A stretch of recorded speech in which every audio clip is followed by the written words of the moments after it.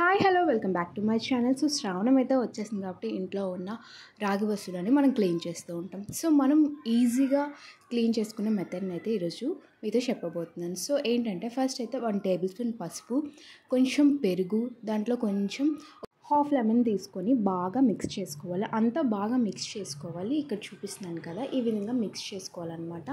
అలా అయితే మనకి రాగి పాత్ర అనేది చాలా ఫాస్ట్గా ఈజీగా క్లీన్ అయిపోతుంది.